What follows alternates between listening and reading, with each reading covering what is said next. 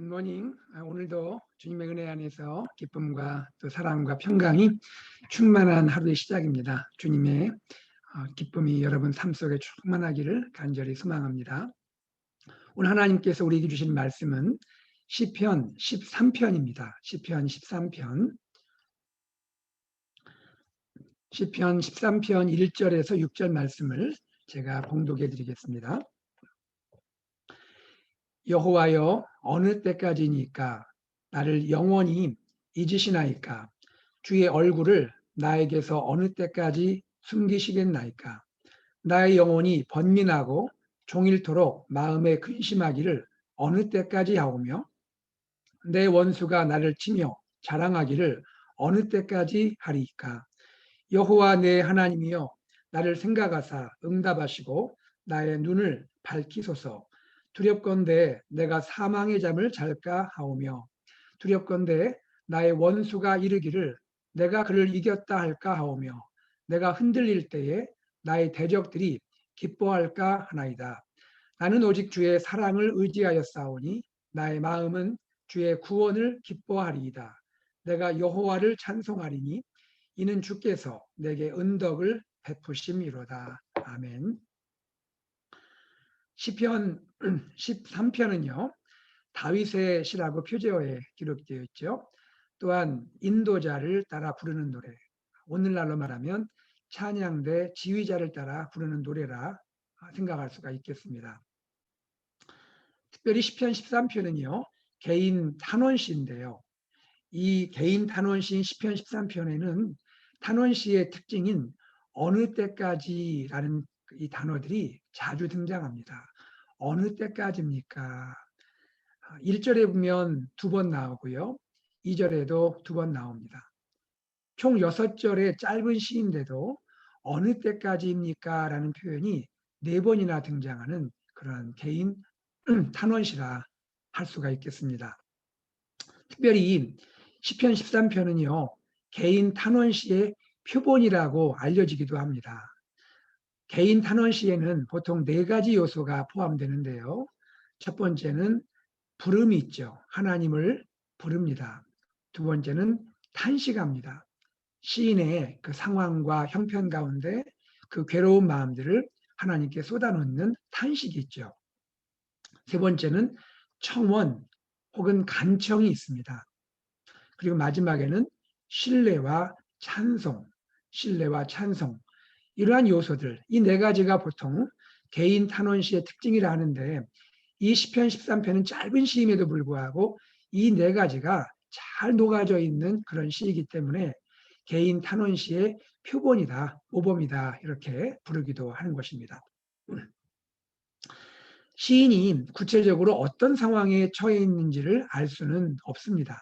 하지만 시인의 고백을 통해서 우리는 시인의 3중 고통을 엿볼 수가 있습니다. 3가지 고통을 경험하고 있는 것이죠. 첫째는 시인 자신의 내면의 고통입니다. 내면의 고통. 시인의 마음을 짓누르고 있는 번민과 근심이 있음을 알 수가 있는 것이죠. 2절 앞부분입니다. 나의 영혼이 번민하고 종일토록 마음에 근심하기를 어느 때까지 하오며. 두 번째는요. 이웃과의 관계에서 당하는 고통입니다. 이웃과의 관계에서 당하는 고통. 이웃이 어느 날부터 어느 순간부터 원수가 된 것이죠. 원수가 되어서 나를 괴롭히고 있는 상황인 것입니다. 2절 하반부를 보겠습니다. 내 원수가 나를 치며 자랑하기를 어느 때까지 하리까? 세 번째는요. 세 번째 시인이 당하는 고통은 어쩌면 시인이 겪는 고통 중에 가장 큰 고통이라 말할 수 있는데요. 이것은 하나님이 침묵하시게 되는 고통입니다. 하나님의 침묵하심의 고통이에요. 1절 말씀에 잘 표현되어 있습니다. 여호와여, 어느 때까지니까 나를 영원히 잊으시나이까? 주의 얼굴을 나에게서 어느 때까지 숨기시겠나이까? 시인은 이런 고통을 당하는 것입니다. 하나님이 나를 영원히 잊으신 것 같은 불안함이 있는 거예요. 하나님이 나에게서 하나님의 얼굴을 숨기시는 것 같은 그런 두려움이 있는 것이에요.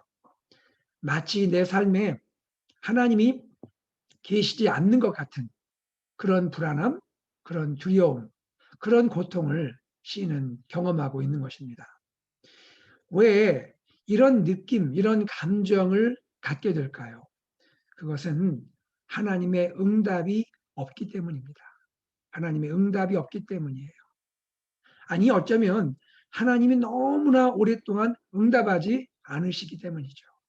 이것을 달리 말하면 하나님이 오랫도록 침묵하고 계시기 때문인 것입니다. 이런 삼중 고통, 이러한 세 가지 고통, 나의 내면에 있는 번민과 걱정, 그리고 이웃과의 관계에서 당하는 그러한 고통, 그리고 하나님마저 나에게 침묵하시는 것 같은 그러한 느낌으로 인한 고통, 이러한 삼중 고통에 처한 시인이 시편 13편에서 탄원시의 형식을 빌어서 하나님께 부르짖고 하나님께 나아가고 있는 것입니다. 자, 이 내용들을 생각해 보겠습니다. 먼저 1년입니다. 이 시는 총 3연으로 구성되어 있는데 1년은 1절과 2절로 구성이 되어 있습니다. 1년에서는 부름과 탄식이 나오죠. 하나님을 향하여 부르짖고 하나님께 마음을 쏟아 놓는 것입니다. 시인은 지금 하나님께 나아가서 하나님을 부르고 있습니다. 그리고 자신의 내면의 이 아픈 감정을 쏟아내고 있습니다. 하나님, 언제까지인가요? 하나님, 언제까지 침묵하시겠습니까? 2절은 이렇게 생각할 수 있습니다. 하나님, 제 마음이 너무 힘들어요. 원수가 계속해서 저를 치고요. 원수가 계속해서 자랑하고 있습니다. 여기에서 우리가 깨달을 수 있는 것은요. 우리의 기도는 어떤 것이어야 하는 것입니다. 여러분, 우리 기도는 형식에 맞추어서 예의 바르게 드릴 수 있는 기도일 수 있습니다. 이 귀한 기도입니다. 그러나 모든 기도가 항상 예의 바르고 고상한 것만은 아닐 수도 있다는 것이에요. 우리 자녀가 부모님께 예의 바르고 정중하게 대할 그러한 자녀들이 있죠. 또 그러한 모습이 참 아름답고 귀하지 않습니까? 그러나 우리 자녀들이 부모님에게 때로는요, 자신의 힘들고 어려운 일들을 말하지 않습니까? 그리고 내가 경험하는 이 고통스러운 감정들, 느낌들을 부모님께 다 쏟아놓지 않습니까? 그것이 오히려 건강한 자녀가 아닌가요? 우리 하나님의 자녀들도 마찬가지입니다. 사랑하는 우리 하나님 아버지께 우리가 우리의 예의를 갖추고 또 우리가 하나님께 정중히 하는 거, 그건 귀한 일입니다. 참 소중한 일이죠. 그러나 때로는 하나님 아버지께 나아가서 나의 마음을 쏟아놓는 것, 나의 아픈 마음, 나의 쓰린 마음, 나의 괴로운 마음, 나의 슬픈 마음, 나의 상한 마음을 토로할 수 있는 것, 그거 건강한 것입니다. 건강한 자녀가 오히려 마음의 아픔과 마음의 이러한 괴로움들을 나의 솔직한 느낌과 감정들을 쏟아놓을 수가 있는 것이죠. 저도 그 자라면서 부모님께 특히 어머님께 또 힘들 때 많이 저의 아픈 마음을 쏟아놓은 그런 경험들이 있습니다. 그때 저희 어머니가 저를 내치지 않으세요. 오히려 안아주시고 받아주시고 그랬냐 하면서 저를 위로해 주시는 그러한 경험이 있습니다. 저도 저희 아이들을 키우면서 또 그러한 아픔들을 쏟아놓을 때 제가 말없이 토닥토닥 해주고 또 안아주고 또 끌어안고 또 내가 사랑한다고 말할 때 오히려 자녀와 저의 관계가 더 아름답게 세워지는 것을 경험을 하곤 했습니다. 여러분도 그렇지 않습니까?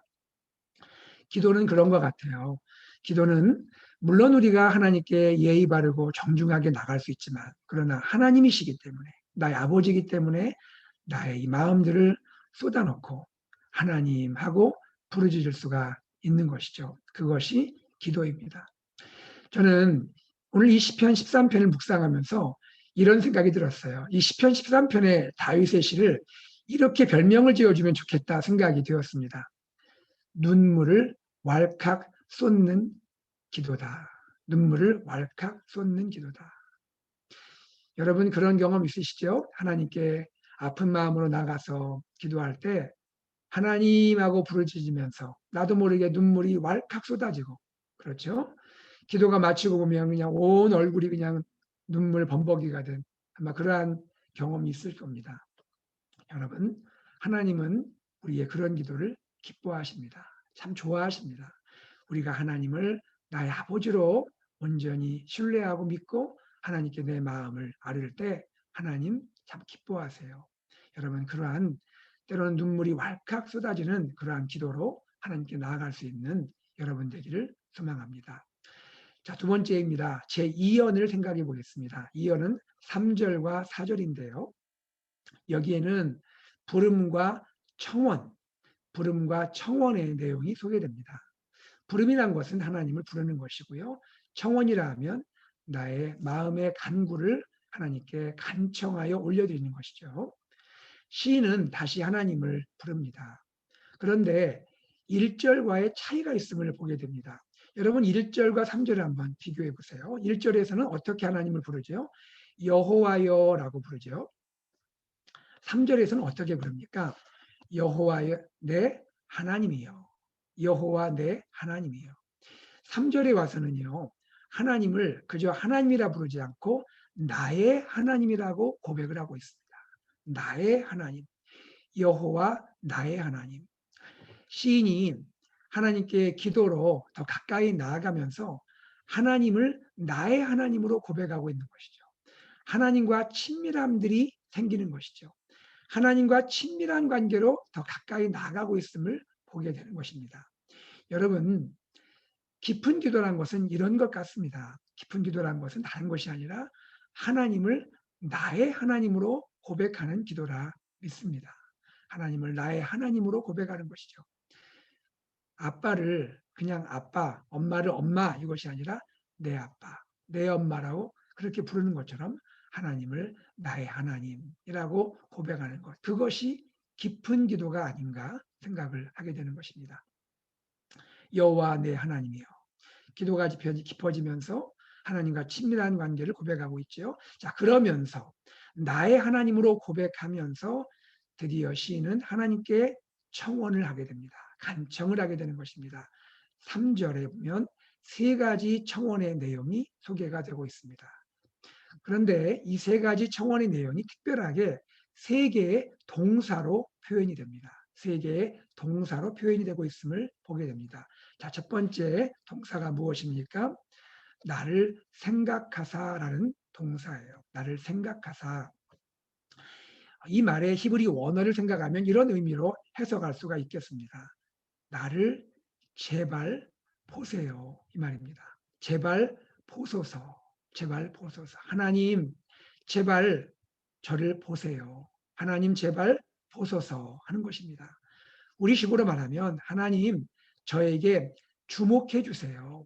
하나님, 얼굴을 가리지 마시고 얼굴을 숨기지 마시고 하나님, 저를 주목해 주세요. 라는 그러한 간청입니다. 간청의 내용이 다른 것이 아니에요. 여러 가지 필요한 거, 여러 가지 또 나에게 있어야 할 것 구할 수도 있겠지만 시인이 다윗이 지금 하나님께 간청하고 있는 첫 번째는 무엇이냐면 하나님, 하나님 얼굴을 저에게 주목해 주세요. 하나님 저를 보세요. 하나님 저를 살펴주세요. 이것이 간청의 내용, 청원의 내용인 것입니다. 두 번째는 무엇을 청원합니까? 나에게 응답하소서. 나에게 응답하소서. 이렇게 해석할 수 있습니다. 하나님, 이제 저를 위하여 행동해 주세요. 하나님, 이제 저를 위해서 행동해 주세요. 하나님, 더 이상 침묵을 멈춰 주세요. 하나님, 언제까지 침묵하시겠습니까? 침묵을 멈추시고 저를 위해서 하나님 행동해 주세요. 이것이 간청의 내용인 것입니다. 세 번째입니다. 세 번째 다윗은 시인은 무엇을 청원하고 간청합니까? 나의 눈을 밝히소서. 나의 눈을 밝혀주소서. 다시 말하면 내 눈을 열어주십시오. 하나님 내 눈을 열어주세요. 여기에서 눈은요, 단순히 나의 신체에 있는 한 기관으로서의 눈을 말하지 않습니다. 물론 내가 무엇을 바라볼 수 있는 그러한 신체 기관으로서 눈을 말하기도 하지만 여기에서 눈이라는 것은 그것을 조금 넘어서 좀 삶으로 나아가는 것을 우리가 이해할 수 있습니다. 여기 눈은요, 하나님 나에게 삶의 용기를 다시 한번 허락해 주세요. 하나님 나에게 삶의 힘을 주세요. 나의 삶에 열정을 허락해 주세요. 그리고 이렇게 말할 수 있습니다. 하나님, 나의 삶에 생명력을 허락해 주세요. 하나님, 내 삶에 생명력을 허락해 주세요. 이렇게 이 표현을 번역할 수 있을 것 같습니다. 하나님, 지금 제가 많이 힘듭니다. 하나님, 제가 많이 어렵습니다. 하나님 아시죠? 하나님, 저에게 삶의 용기를 허락해 주세요. 하나님, 저에게 삶의 힘을 주세요. 하나님, 저에게 다시 한번 삶의 열정을 일으켜 주세요. 하나님, 저에게 생명력이 필요합니다. 저에게 하나님 생명력을 부어주세요. 이렇게 간청하고 있는 것입니다. 특별히 여기 시인의 하나님 나의 눈을 열어주소서 하는 이 표현은요, 어쩌면 하나님 내가 지금 겪고 있는 이 병으로부터, 질병으로부터 나를 회복시켜 주세요라는, 나의 질병으로부터, 병으로부터 나를 건져 주소서라는 의미로 해석할 수도 있을 것 같습니다. 왜냐하면 바로 뒤에 어떤 표현이 또 나옵니까? 어떤 표현이 나옵니까? 두렵건대 내가 사망의 잠을 잘까 하오며 라는 표현이 나오죠. 두렵건대 내가 사망의 잠을 잘까 하오며. 사망의 잠은 무엇을 말합니까? 사망의 잠을 잔다는 것은 죽음에 이른다라는 것입니다. 죽음에 이른다. 질병으로 인해서 내가 죽을 수 있게 된다라는 것을 암시적으로 말하고 있는 것입니다. 하나님, 제가 너무나 힘듭니다. 내 내면의 번민과 걱정도 힘들고 이웃과의 관계도 힘들고 하나님 너무나 오랫동안 응답하지 않으시고 침묵하시는 것 같아서 너무나 힘듭니다. 그런 가운데 하나님 내 마음이 또뿐 아니라 내 육체도 하나님 지금 많이 약해 있습니다. 내 육신도 하나님 너무나 힘이 듭니다. 하나님 내 육신에 병이 든 것 같습니다. 하나님 두렵건대 내가 하나님이여 사망의 잠을 잘까 하나님이여 내가 이것이 하나님께 두려운 마음이 있습니다 하는 고백을 하고 있지 않습니까? 이렇게 연결해 본다면 여기 지금 내 눈을 열어주소서 하는 것은 하나님 내가 내 육신마저 지금 약하고 병으로 고통당하고 있는데 하나님 나에게 생명력을 다시 한번 허락해 주세요. 하나님의 치료의 광선을 발해 주세요. 하나님의 생명의 은혜를 허락하셔서 다시 제가 일어나기를 원합니다. 하나님 저를 회복시켜 주세요라고 하나님께 간구하고 있는 것입니다. 이것이 시인의 간청의 내용, 청원의 내용이라 말할 수가 있습니다. 하나님, 저를 이 죽음의 병에서 건져주세요. 시인의 청원은요, 4절에서 계속되고 있습니다. 4절에서 시인의 청원은 계속되는데요. 우리 4절에서 시인의 청원에 새로운 그러한 단계를 보게 됩니다.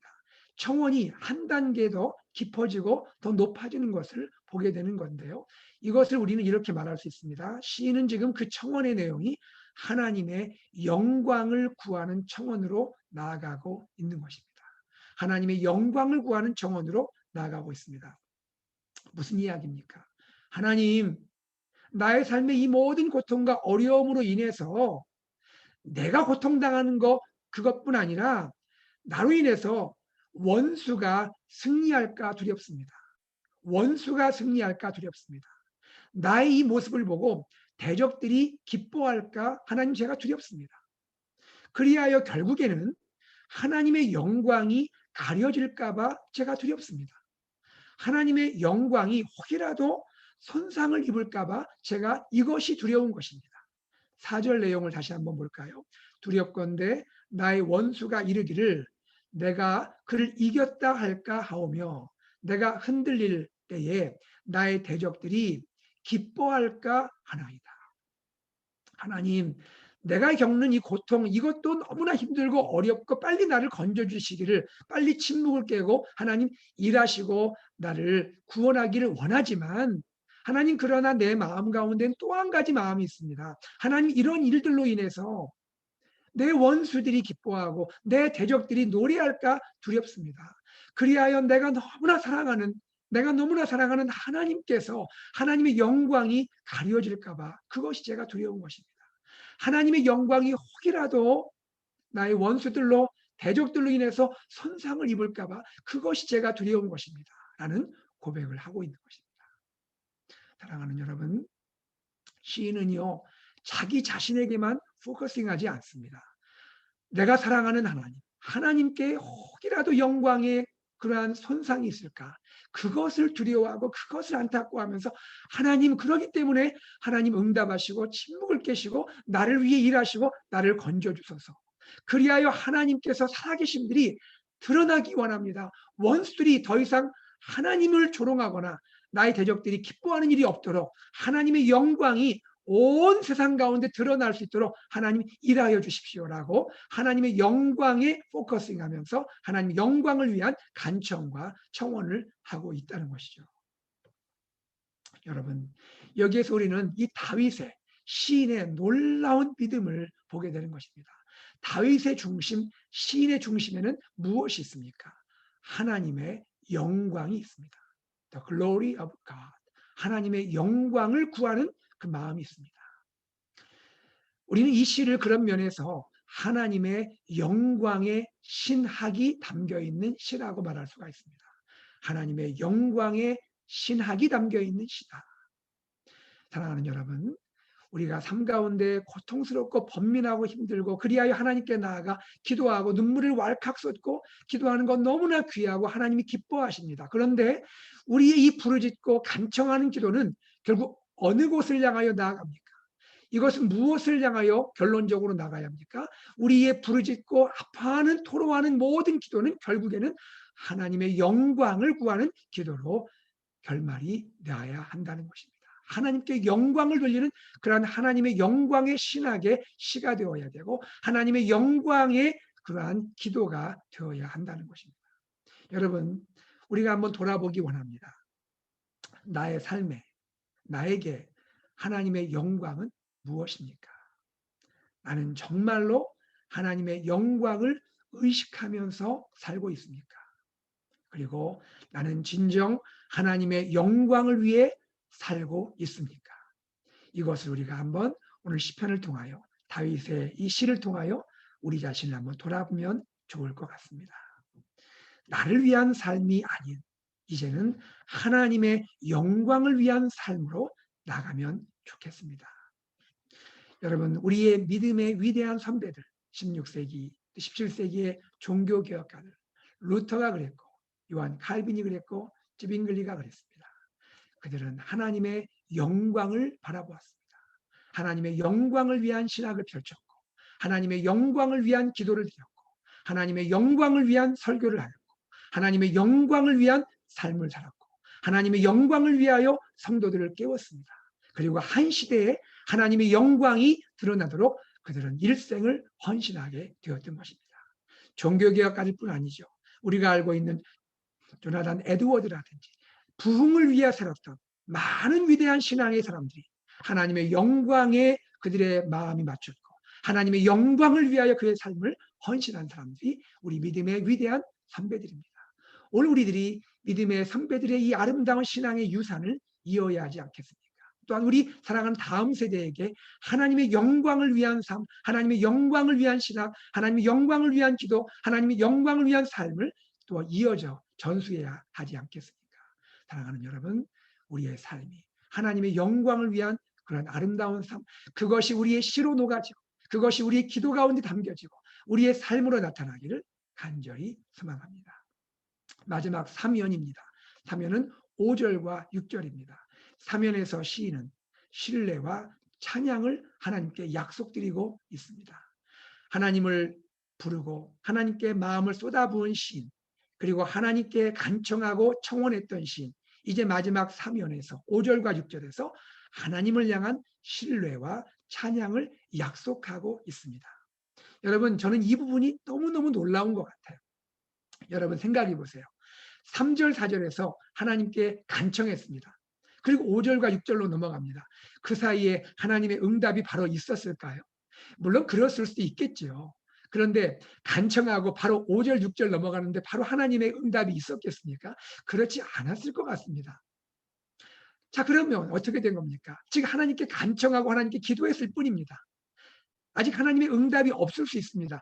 그럼에도 불구하고 하나님의 응답이 내 손에 잡히지 않고, 하나님의 응답이 내 눈에 보이지 않고, 하나님의 응답이 내 삶으로 경험되지 않고 있을지라도 하나님의 응답이 있을 줄 믿고 하나님이 응답하실 줄 내가 확신하면서 오히려 하나님께 나의 신뢰를 드리고 하나님을 찬양하고 있는 모습을 보여주고 있다는 것이죠. 저는 이것이 놀라운 시인의 고백이 아닐까 생각을 하는 것입니다. 5절을 볼까요? 5절에 어떻게 고백합니까? 나는 오직 주의 사랑을 의지하였사오니 나의 마음은 주의 구원을 기뻐하리로다. 아직 응답이 이루어지지 않았을지라도 시인은 어떻게 고백합니까? 나는 오직 주의 사랑을 의지하고 있습니다. 여기 사랑이라는 것은 헤세드입니다. 하나님의 신실한 사랑, 하나님의 언약에 기초한 변치 않는 사랑입니다. 하나님의 헤세드 사랑을 의지하여 저는 하나님께 신뢰함으로 나아갑니다. 나의 마음은 주의 구원을 기뻐합니다. 아직 응답이 내 손에 주어지지 않았지만 그러나 주님이 나를 구원하실 줄 저는 확실하게 믿고 주님을 또 찬미하고 기뻐합니다라고 고백을 하고 있는 것이죠. 하나님이 하시는 모든 일, 모든 응답을 내가 믿고 의지하며 기뻐하고 있다라는 것입니다. 여러분, 이것이 기도의 신비라고 저는 확신합니다. 마태복음 11장 24절에서 마태복음 11장 24절에서 우리 예수님이 이런 말씀으로 우리에게 가르쳐 주셨습니다. 무엇이든지 기도하고 구한 것은 받은 줄로 믿으라라고 말씀하십니다. 무엇이든지 기도하고 구한 것은 받은 줄로 믿으라. 여러분, 우리가 기도하죠. 그러면 기도하면 우리는 어떤 마음 가져야 합니까? 하나님이 주신 줄로 믿어야 합니다. 하나님이 주신 줄로 믿어야 돼요. 그때가 아직 내 손에 잡히지 않고 내 눈에 보이지 않지만 하나님은 이미 나에게 응답하셨다라고, 이미 내가 받았다라고 믿어야 한다는 것입니다. 하나님이 기가 막힌 타이밍에 나에게 눈으로 보이게 주시는 거예요. 하나님이 이루어 주시는 겁니다. 여러분, 이것이 기도의 위력이고 기도의 능력인 것입니다. 여러분, 기도의 골방에서 기도하실 때, 중보함에 기도하실 때 이 믿음을 가지시고 기도할 때 하나님이 놀라운 때에 놀라운 것으로 우리가 상상도 못할 놀라운 응답으로 함께 하시고 이루어 주실 줄 믿습니다. 이것이 하나님의 기도의 능력인 것입니다. 6절입니다. 6절에서 시인은 하나님께 이제는 찬양을 드리고 있어요. 하나님을 기뻐할 뿐 아니라 하나님을 오히려 찬송으로 나아가고 있습니다. 하나님을 찬양합니다. 자, 보세요. 내가 여호와를 찬송하리니 이는 주께서 내게 은덕을 베푸심이로다. 하나님을 이제 기뻐하는 거에서 넘어가서 하나님을 찬양합니다. 하나님 응답 주실 줄 믿고 저는 오히려 찬양을 드립니다. 하나님을 찬양하는 모습을 보여주고 있습니다. 어떻게 이럴 수 있습니까? 어떻게 이렇게 찬양할 그러한 단계까지 나가게 됩니까? 그 놀라운 비밀이 6절 하반부에 소개되는데요. 이렇게 말합니다. 이는 왜냐하면 주께서 내게 은덕을 베푸심이로다. 여기에 그 표현을 오히려 영어 표현이라든지 우리 한글 표현 보면 이렇게 표현이 돼 있어요. 주님께서 나에게 참 선한 분이셨기 때문입니다. 라는 것입니다. 주님은 지금까지 나의 삶에 너무나 좋은 분이셨기 때문입니다. 왜 내가 하나님의 구원을 확신하고 왜 내가 주님의 사랑을 의지하고 이렇게 기뻐할 뿐 아니라 심지어 찬양까지 할 수 있죠. 응답이 내 눈에 보이지 않고 내 손에 잡히지 않지만 왜 이렇게 나는 주님을 찬양할 수 있죠? 그 이유는 지금까지 삶을 한번 돌아보니 지금까지 나의 삶을 돌아보니 하나님이 나와 함께 하셨고 하나님은 고비고비마다 나를 지켜주셨고 나를 또 축복하셨고 지금까지 하나님은 너무나 좋은 분으로 나의 삶에 함께 하셨기 때문임을 깨달았기 때문입니다. 바로 그 하나님, 지금까지 나의 삶에 너무나 좋은 분으로 나와 함께 하신 하나님을 내가 알기 때문에, 내가 경험했기 때문에 내가 이제 하나님을 다시 한번 찬송할 수가 있게 되는 것입니다. 여러분, 이것이 시인의 아름다운 기도의 고백인 것입니다. 사랑하는 성도님들, 오늘 이 고백이 저와 여러분의 고백이 되면 참 좋겠습니다. 하나님은 지금까지 너무나 좋은 분이셨습니다. 하나님은 한 번도 나를 실망시킨 적이 없습니다. 하나님은 신실하신 분입니다. 하나님은 참 좋으신 분이 아니셨습니까? 지금도 하나님은 나에게 좋은 분입니다. 그리고 영원토록 하나님은 나에게 좋은 분이 되어주실 줄 우리는 믿는 것입니다. 여러분, 이 하나님, 시인이 고백한 하나님, 다윗이 고백한 하나님, 나의 하나님으로 고백하면서 오늘 하루 동안에 여러분 다윗처럼, 시인처럼 멋진 시를 삶으로 써가시기를 주의 이름으로 축복합니다. 기도하겠습니다. 하나님 아버지, 주님의 은혜와 사랑을 감사합니다. 시인은 참 어렵고 힘들고 고통스러운 시간들을 보냈습니다. 내 안에 번민과 걱정이 있고 이웃과의 관계에서 너무나 힘들고 고통스러운 시간들을 보냈고, 무엇보다 하나님의 응답이 늦어지는 것 같은, 하나님이 응답하지 않는 것 같은, 하나님이 오랫동안 침묵하시는 것 같은 그러한 아픔을 겪으면서 하나님께 부르짖고 있습니다. 하나님께 간청하고 있습니다. 그러나 부르짖음으로 끝나지 않고 하나님을 의지하고 기뻐하며 하나님을 찬송할 수 있는 시인의 모습을 보게 되었습니다. 하나님 아버지, 지금까지 나의 삶에 너무나 좋으신 분, 지금도 너무나 좋으신 분, 앞으로도 영원토록 나의 삶에 좋으신 하나님을 기억하고 하나님을 또 믿고 의지하며 주님을 찬송하는 시인을 보면서 우리의 삶도 그러한 삶이 되기를 원합니다. 하나님, 오늘 우리의 삶 가운데 시인처럼 아름다운 시편 13편을 삶으로 시로 써내려갈 수 있는 우리의 삶이 되도록 축복하여 주시옵소서. 감사드리며 우리 주 예수 그리스도 이름으로 기도드리옵나이다. 아멘. 우리가 기도 제목 나누고 기도하겠습니다. 첫 번째는 오늘 말씀을 기억하면서 하나님, 오늘 나의 삶의 시편 13편이 나의 삶의 고백이 되기 원하고 나의 시가 되기 원하고 나의 하루의 삶 가운데 시편 13편을 써내려갈 수 있도록 축복하여 주옵소서. 기도하시고요. 두 번째는 우리 교회를 위하여 기도하겠습니다. 예수 산책 AKPC 말씀 공동체, 제자 공동체, 미셔널 공동체의 그러한 모습으로 우리 교회가 나갈 수 있도록 기도하시고요. 교회를 겸손과 신실함으로 섬기시는 리더십을 주님께 올려드리며 기도합시다. 목회자들, 장로님들, 집사님들, 권사님들, 목자, 목녀들, 또 교사분들 하나님께서 은혜로 축복하여 주시고, 또 모든 위원회와 부서에서 섬기시는 모든 분들, 또 정말 드러나지 않고 그렇게 이름 없이 섬기시는 한 분 한 분들 하나님 축복하시고 사랑하여 주시옵소서. 기도하시고요. 우리 영유아부와 유치부와 CM과 유스와 청년부와 KM과 EM과 우리 어르신들 이르기까지 하나님 말씀 묵상을 생활하게 하시고 큐티가 정착될 수 있도록 하나님 매일매일 큐티하게 하시고, 특별히 지금 방학을 맞이해서 우리 어린이들, 사랑하는 또 유스 자녀들이 하나님의 말씀에 붙들려서 매일 큐티할 수 있도록, 그렇게 매일 큐티하며 서로 큐티를 나누어가며 이 방학을 지내며 부모님과 또 함께 나눌 수 있는 그런 은혜가 있도록 함께하여 주시옵소서. 기도하시길 바랍니다.